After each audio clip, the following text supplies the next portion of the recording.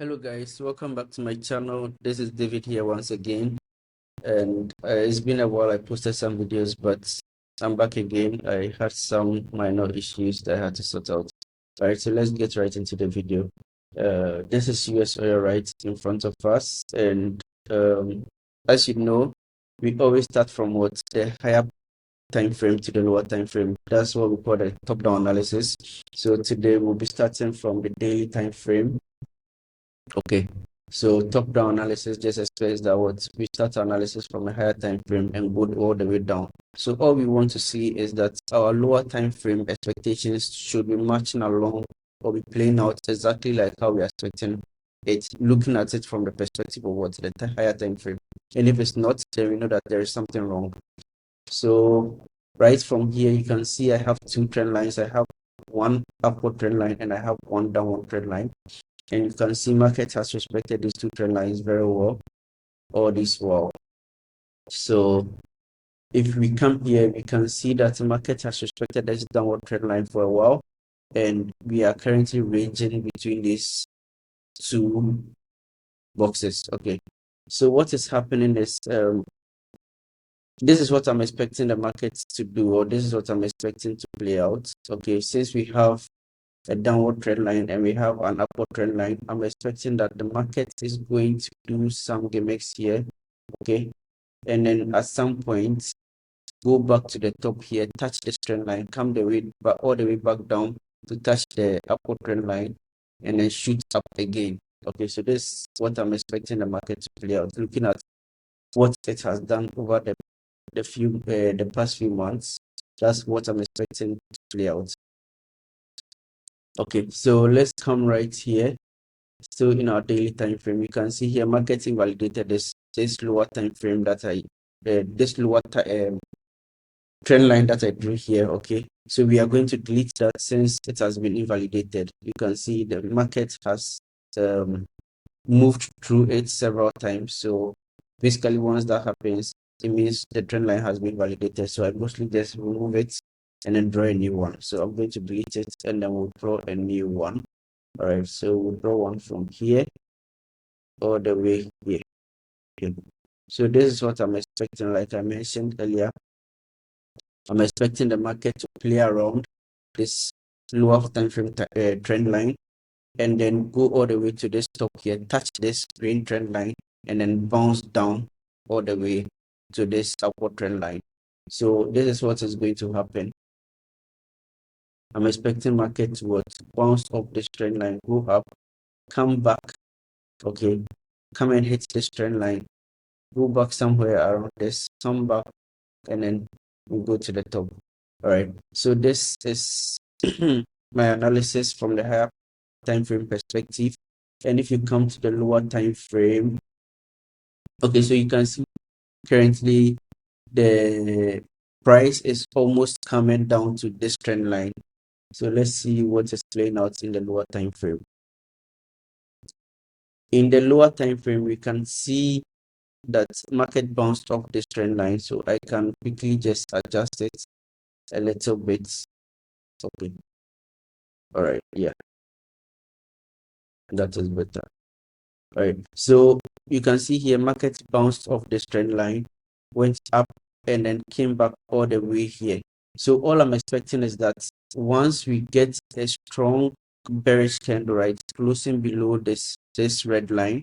This red line is basically the previous all-time high which the market created. So once we get 4-hour candles closing below this, then I'm very hopeful that the market is going to come down to this trend line, right, bounce off it, and then move all the way up again for us to get to somewhere around this level or around this level before we drop again. But if that doesn't happen, right, if the market strikes through this trend line, then I'm expecting the market to come all the way down here. So you can see here, there's been a lot of choppy market condition. As you can see, the markets reacted here, reacted here, reacted here. So if the market is able to break below this trend line, then all I'm expecting is that the market should come to somewhere around this price level. Once it gets to somewhere around this price level and we get a strong bearish candle, okay, closing below this price level, then all we are going to do is enter a sell, right, and ride it all the way to the down. So once market is, but that is if market is not able to bounce off this trend line, then we're expecting it to come all the way to this level, right? Because this is where market here has reacted a couple of times, come all the way to this level, and then we'll wait for our final 4-hour candle to see that there's a break, a solid break below this level, and then go for a sell. But if not, once market gets to this level and then it bounces off this level, which is the trend line, then we are going to go in for a buy. Okay, and then we ride it all the way to the top before we come down again. So that's my analysis on US oil. Now let's go to BTC. Yeah, BTC has also respected my trend lines for the most part. Okay, so in the 4-hour time frame, let's go to the higher time frame. Okay, as you can see, BTC has respected my trend line. This is the first touch, second touch, and we came forward the third touch. So let's go down. So we are currently seeing the third touch play out, and it has already started. It has already started playing out. You can see market has already started moving to the top.